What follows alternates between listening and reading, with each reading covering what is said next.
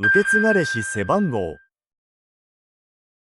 1993年に開幕した国内初のサッカーのプロリーグである J リーグでは、初年度の1993年から1996年まではポジションごとの役割が理解しやすいようにと、試合ごとに先発選手がポジションに応じて1番から11番を、そして控え選手が12番から16番をつける変動背番号制が採用されていました。1997年シーズンからは選手の認知度を高めることを目的に再び固定背番号制が採用され、以降背番号はそのクラブにおける選手の代名詞という形に自然と変化していきました。この動画ではいくつかの J クラブの背番号の意味と継承について触れていきます。ガンバ大阪の歴代7番。1997年固定背番号制が採用されてから、ガンバの背番号7番を最初に背負ったのが平岡直樹選手。ガンバ大阪では J リーグ開幕から7シーズンほどプレー。その後名古屋グランパス、清水エスパルスにも在籍。2004年を最後に一度引退するが、2006年にかつてのチームメイト森山康之氏の説得を受け、当時地域リーグにいた FC 岐阜で現役復帰。2007年に JFL でもプレーした。現役復帰までして J リーグ加入を目指した FC 岐阜は現在 J3 に在籍中。 J クラブ加入を果たしています。その後背番号7を受け継いだのは片野坂智弘選手。そう、現在では大分トリニータの監督を務める片野坂監督その人である。ただ試合出場数はそんなに多くなく10試合ほど。正直現役の頃はサンフレッチェ広島や柏レイソルのイメージが強い。翌年の背番号7はマルセリーニョカリオカ。長短のパス、プレスキックの精度が異常に高く、天使の足と呼ばれていた。2000年には第1回 FIFA クラブワールドカップ決勝でバスコダガマを PK 戦の末に破り優勝を果たしたりしていた名手だったのだが、 J リーグでは期待されていたほどの活躍はできず1年で退団。そしてミッドフィルダーにこの選手が台頭する。遠藤保仁選手。2014年 J リーグ MVP。 キックの精度の高さは日本代表の歴代でも随一。その正確さは現役中のみならず引退後も TV 番組が成立するほどの正確性を誇る。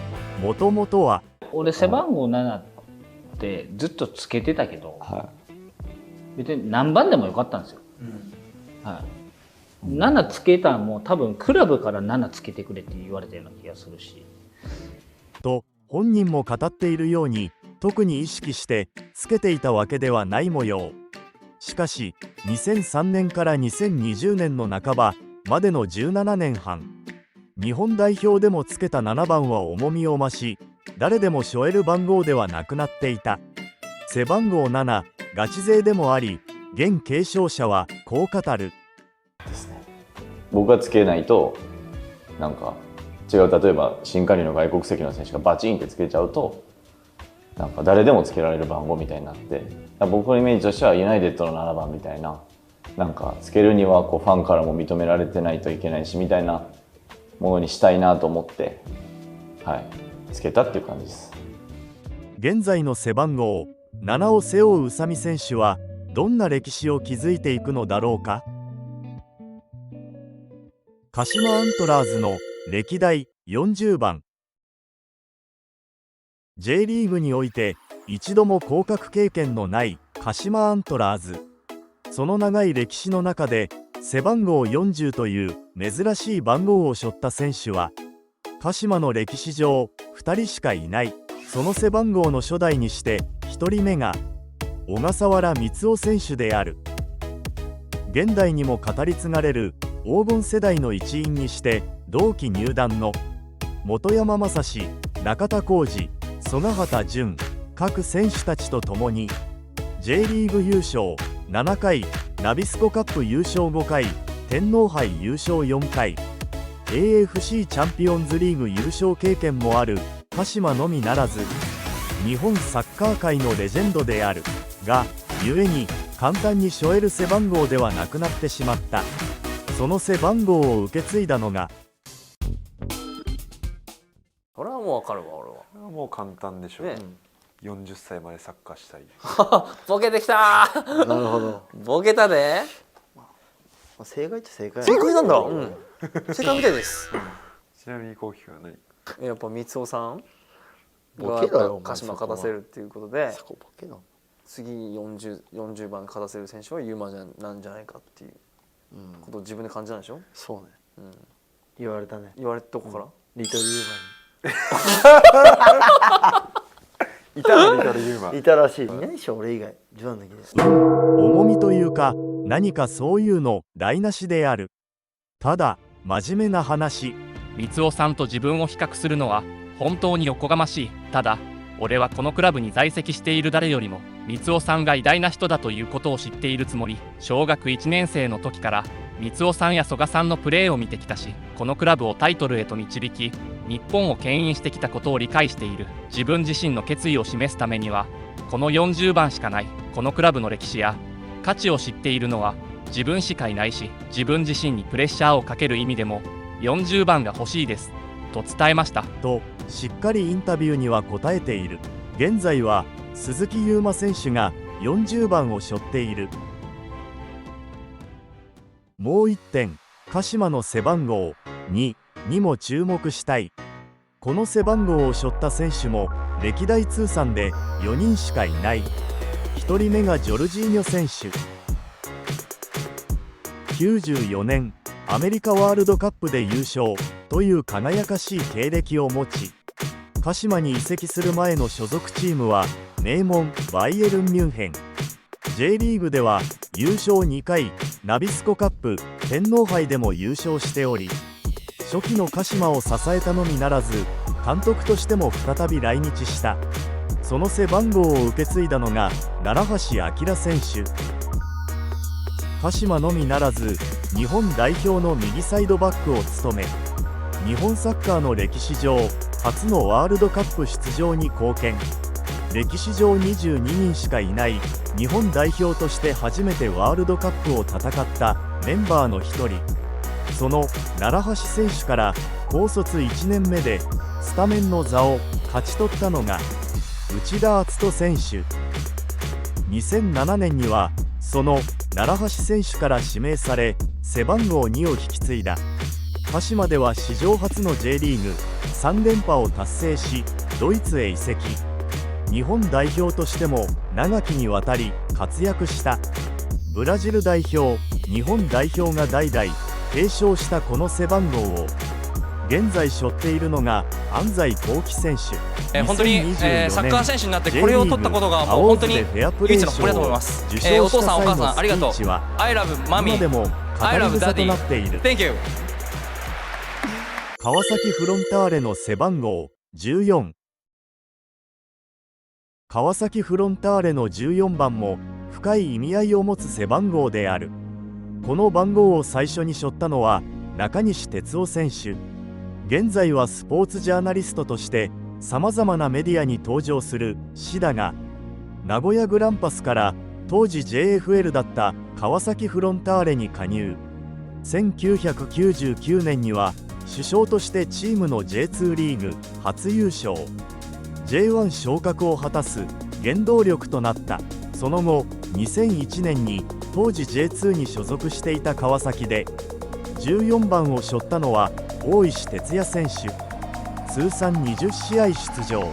引退後はコナミスポーツクラブや株式会社 GXA でコーチを務めて見える模様。2002年にこの番号を背負ったのは重原武人。一時は日本代表候補に名前が挙がったこともある選手だったのだが、いろいろあった選手。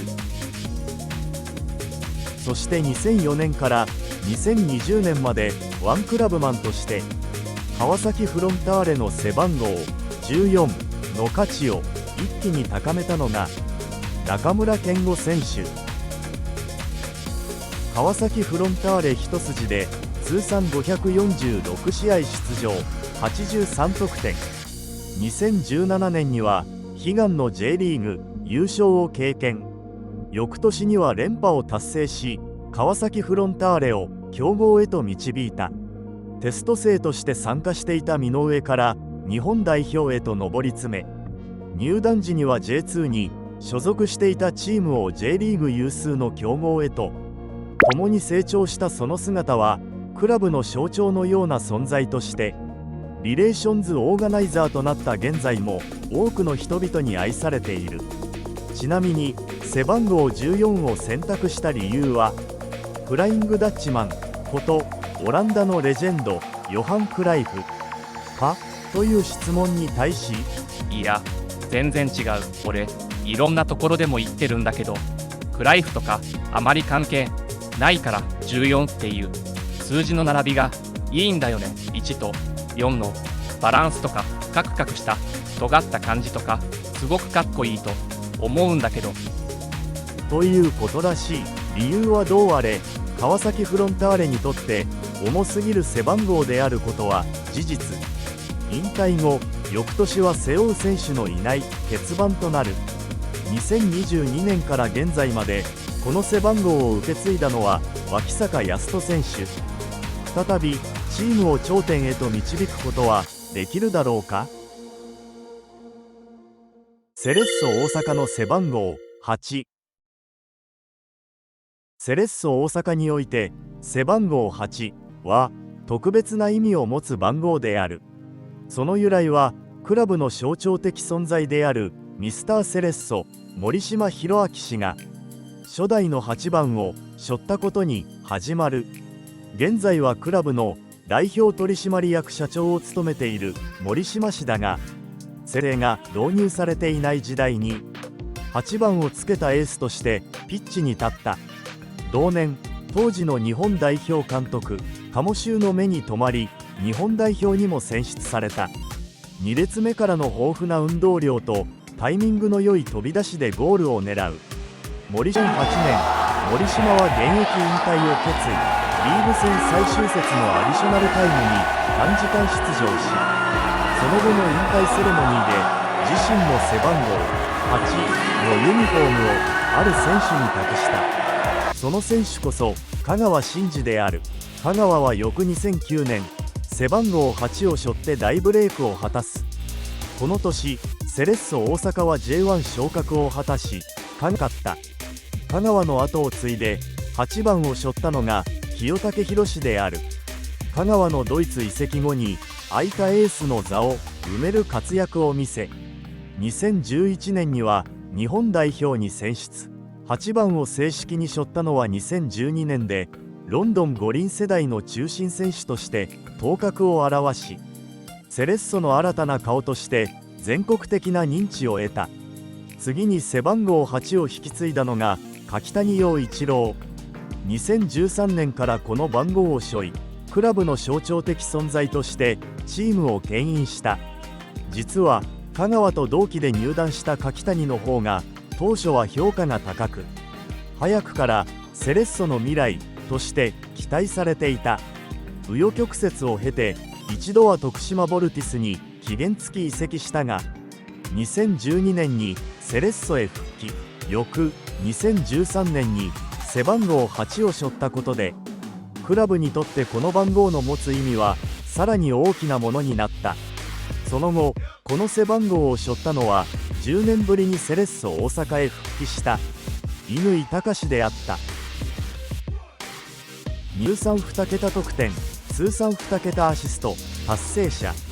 公式戦で FC バルセロナから得点を記録した史上初の日本人選手などと、実力的にはこの背番号を背負うのにふさわしい選手であったが、後にクラブから練習参加を禁じられる重いペナルティーを受ける事件を起こし、清水エスパルスへと移籍していった。